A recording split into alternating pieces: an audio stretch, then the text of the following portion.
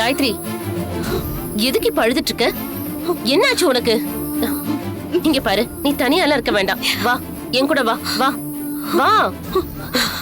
அம்மா,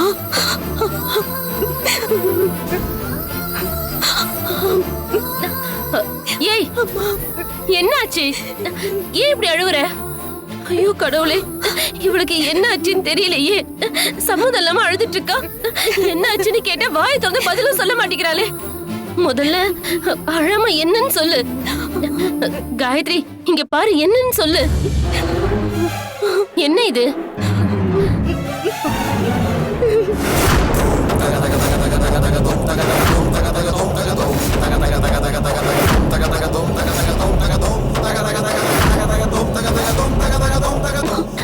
என்னடி இது?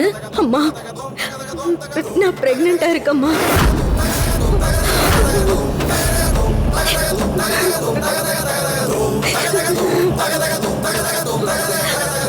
அம்மா, அம்மா,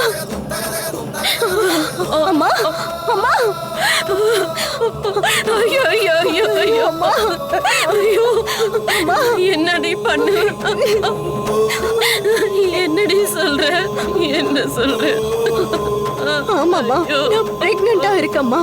ஒரு பையனை ரொம்ப சின்சியரா லவ் பண்ணம்மா. அவனை ரொம்ப நம்பினம்மா. அவனோட என் வாழ்க்கையை வாழணும்னு முழுசா என்ன ஒப்படைச்சிட்டேன். அவனும் என்ன நம்ப வச்சு கழு தறுத்துட்டாமா. அவன் என்ன ஏமாத்திட்டான்னு நினைக்கிறம்மா. இப்ப என்ன பண்றதுன்னு எனக்கு தெரியலம்மா.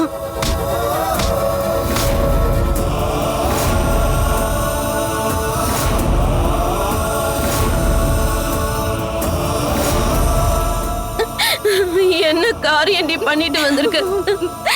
இப்படி ஒரு காரியத்தை பண்ணிட்டு எப்படி என்கிட்ட சொல்றதுக்கு உனக்கு மனசு வந்துச்சு? போடி அந்த பக்கம், போ.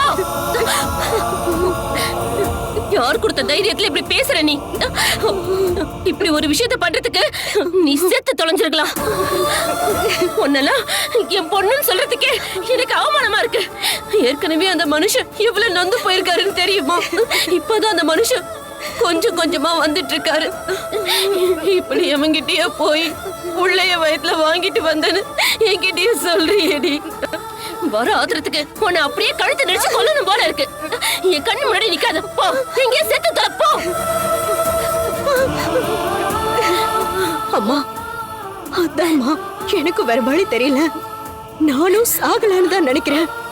நான் இருந்தா உங்களுக்கு கஷ்டம்தாம்மா, உங்களுக்கு பிரச்சனைமா. அக்கா பண்ண அதே தப்ப நானும் பண்ணி உங்களை தலை குனிய வச்சுட்டேம்மா.